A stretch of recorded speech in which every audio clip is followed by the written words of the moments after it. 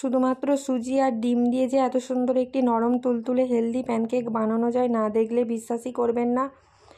এটা আপনারা বাচ্চাদের টিফিনেও দিতে পারেন অথবা অফিসের লাঞ্চ বক্সেও দিতে পারেন। বাড়িতে যদি কোনো হঠাৎ করে কেউ মেহমান চলে আসে খুব সহজে মাত্র 10 মিনিটে এর প্যানকেকটি বানিয়ে নিতে পারেন। আসসালামু আলাইকুম গাইস, স্বপ্নাস কিচেনে সবাইকে স্বাগত। চলুন তাহলে সুজির এই প্যানকেকের রেসিপিটা শুরু করি। ফার্স্টে একটি মিক্সার জারের মধ্যে কাজু বাদাম, আলমন্ড বাদাম আর এলাচকে খুব ভালোভাবে গুঁড়ো করে নিয়েছি। মিহি করে কিন্তু গুঁড়ো করে নিতে হবে। তারপর এখানে একটা বয়েল নিয়েছি, দেখুন একটি বয়েলের মধ্যে দুটো ডিম ফাটিয়ে নিচ্ছি। আপনারা যদি প্যানকেকের পরিমাণটা কমিয়ে নিতে চান তাহলে এখানে আপনারা একটা ডিম ফাটিয়ে নিতে পারেন।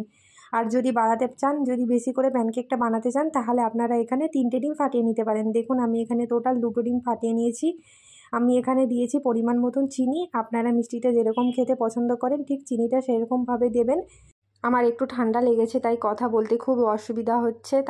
এর মধ্যে আমি দিয়ে দিলাম 1 টেবিল চামচ দিয়ে দিয়েছি বেকিং সোডা আর বেকিং পাউডার করে দিয়ে ডিমটা খুব ভালোভাবে ফাটিয়ে নিচ্ছি। দেখুন ডিমের মধ্যে যাতে না কোনো প্রকার লাম্পস থাকে সেদিকে লক্ষ্য রাখবেন। আমি 10 থেকে 15 মিনিট সময় নিয়ে কিন্তু ডিমটা ফাটিয়ে নিয়েছি। তারপর এর মধ্যে দিয়ে দিলাম সুজি দিয়ে খুব ভালোভাবে আমি 1 বাটি ফার্স্টে সুজি নিয়েছি, 1 বাটি সুজি দিলাম ডিমের মিশ্রণের মধ্যে। সুজিটা খুব ভালোভাবে গুলে নিলাম। দেখুন সুজিটা কিন্তু একেবারে দিতে যাবেন না, অল্প অল্প করে সুজি দিয়ে কিন্তু মিশিয়ে নিতে হবে। এরপর আমি যে বাদামের গুঁড়োটা বানিয়ে রেখেছিলাম, আলমন্ড বাদাম, কাজু বাদাম আর এলাচের গুঁড়োটা দিয়ে দিলাম। আমি আরও 1 বাটি এখানে সুজি অ্যাড করলাম। দেখুন সুজি অ্যাড করে খুব ভালোভাবে ডিমের মিশ্রণের মধ্যে মিশিয়ে নিচ্ছি। দেখুন এখানে আমি 2টো ডিম ফাটিয়ে নিয়েছি আর 2 বাটি সুজি নিলাম।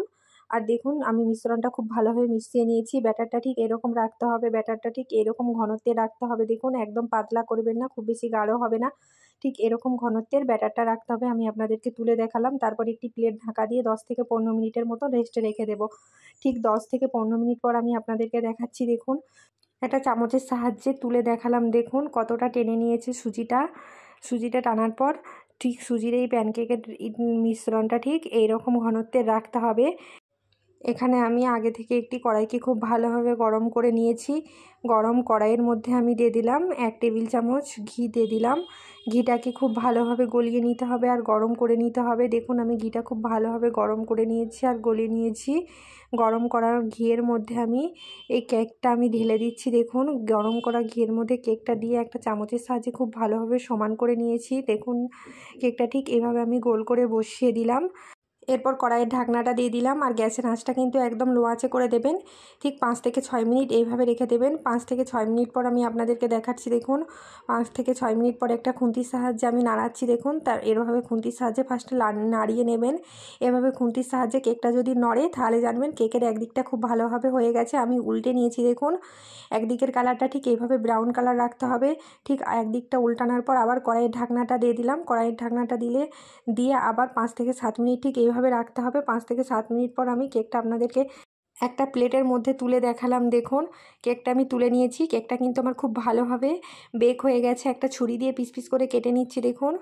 দেখুন বন্ধুরা কেকটা কতটা নরম তুলতুলে আর সফট হয়েছিল, খেতে কিন্তু খুবই দুর্দান্ত হয়েছিল। আপনারা এই কেকের রেসিপিটা খুব সহজে বাড়িতে বানিয়ে নিতে পারবেন। এটা আপনারা বাচ্চাদের টিফিন বক্সেও দেবেন, দেখবেন বাচ্চারাও খুব মজা করে খাবে। খুবই হেলদি একটি প্যানকেক আর খুব ইজিভাবে বাড়িতে বানিয়ে নিতে পারেন। দেখুন কেকটা আমি খুব ভালোভাবে কেটে নিয়েছি ছুরি দিয়ে। আমি একটা কেক আপনাদেরকে তুলে দেখালাম। দেখুন কতটা নরম তুলতুলে আর সফট হয়েছে। ভিডিওটি কেমন লাগলো কমেন্টে জানাতে কিন্তু অবশ্যই ভুলবেন না।